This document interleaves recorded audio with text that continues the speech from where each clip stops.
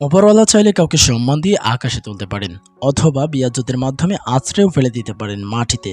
কথায় আমরা বলি সবাই সুবিধাবাদী, স্বার্থপর। আসলে যারা আমরা বলি তারাও কিন্তু কম সুবিধাবাদী নয়, কারণ স্বার্থ ছাড়া দুনিয়া তো চলবেই না।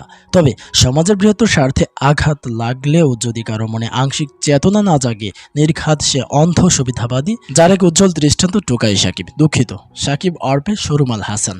তার যে এত অভাব তাও কিন্তু না, মূলত নষ্ট তার স্বভাব।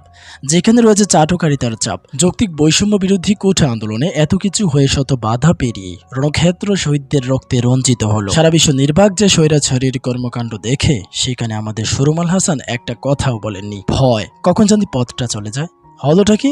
দেওয়ালে পিঠ থেকে রাজাকার তকমা দেওয়া স্বৈরাচারের পতন ঘটল, ছাত্র সমাজ ফিরল বীরের বেশে। এদিকে সাপের গর্তে লুকিয়ে থাকা মানুষদেরকে কিন্তু কেউ ভুলেনি। এর মাসুল করাই গন্ডায় আদায় করবে আমজনতা। এই তো কানাডায় খেলে গেল সাকিব, সেখানে তার চলন বলন বেশি একটা সুবিধা ঠেকছিল না। চেহারায় বিষণ্ণতার চাপ, হাতে ফোন নিয়ে যাচ্ছিলেন। এরই মধ্যে এক পাশ থেকে উচ্চারিত হলো দালাল সাকিব, টোকাই সাকিব, ভুয়া সাকিব সহ আরো অনেক অশ্রাব্য পুরস্কার। ক্লান্ত পথিকের মতো হেলিকপ্টারে উঠল সাকিব। সেদিন কি আর আছে যে চাইলেই মারপিট শুরু করবেন?